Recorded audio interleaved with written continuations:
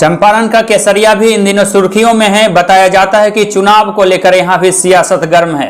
राजग गठबंधन से जेडीयू से शालिनी मिश्रा यहां अपना उम्मीदवारी पेश कर रही हैं। महागठबंधन ने राजद की ओर से संतोष कुशवाहा को उम्मीदवार बनाया है। यह दोनों पार्टियों में बगावत है, जिससे मतों का बिखराव की संभावना जताई जा रही है।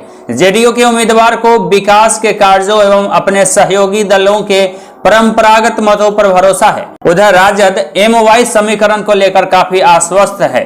जेडीयू से बागी होकर महेश्वर सिंह उपेंद्र कुशवाहा की पार्टी का सिंबल लेकर चुनाव मैदान में हैं, तो राजद से बागी होकर डॉक्टर राजेश कुमार निर्दलीय चुनाव मैदान में कूद गए हैं। बनते बिगड़ते समीकरण के बीच राजनीतिक तापमान लगातार गर्म होता जा रहा है। इस बीच राजनीति के जानकारों का विश्लेषण लगातार करवटें बदलता जा रहा है। इस बीच मुकाबला दिलचस्प होती जा रही है।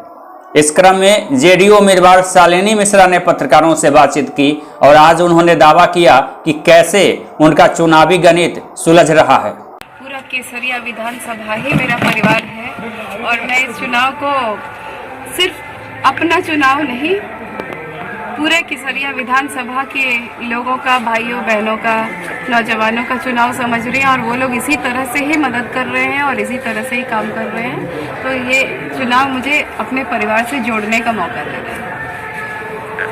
दूसरी बात यह है कि अगर आप इस चुनाव को जीत जाती हैं, आप यहाँ की विधायक हो जाती हैं, तो आपको क्या लगता है, आप तो क्षेत्र भ्रमण भी कर रही हैं, क्या यहाँ की बुनियादी समस्याएं हैं जिस पर आप प्राथमिकता के तौर पर पहले उन समस्याओं पर अपना दृष्टिपात करेंगे और उन्हें समाधान का प्रयास करेंगे?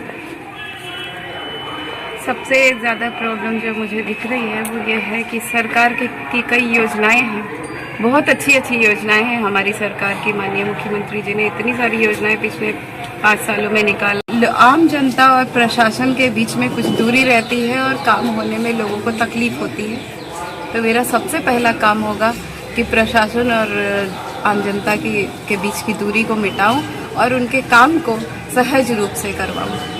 आपका जो मुख्य वो विपक्षी है, जो महागठबंधन है, उसके उन लोगों के द्वारा यह जोर शोर से प्रचारित किया जा रहा है कि बेरोजगारी बढ़ती गई और आज बेरोजगारी सुरक्षा की मुंह की तरह से मुंह फैलाए खड़ी है और बेरोजगारी पर कोई काम बिहार में नहीं हुआ। तो इस विषय में आप क्या कहना चाहती हैं? मैं एक ही शब्द में कहूँगी कि विपक्षियों का काम है कहना, हमें आगे बढ़ते जाना है। माननीय मुख्यमंत्री जी, जदयू, एनडीए दिनों दिन आगे बढ़ती जा रही है और आगे आने वाले समय में भी भारी मतों से विजयी होगी।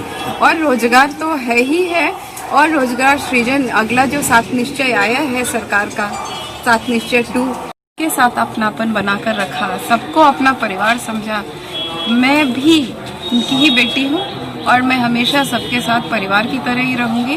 तो जनता से मैं एक मौका चाहती हूँ कि आप दीजिए और आपको केसरिया में बदलाव दिखेगा। आपको विधायक नहीं, आपको बेटी मिलेगी जो आपका सारा काम करवाएगी। तो क्या आपकी पहचान सिर्फ यहाँ कमला मिश्र मधुकर अपने आपके पिताजी से है या फिर राजनीतिक पैठ भी आपने इस विधानसभा क्षेत्र में अपनी बनाई है?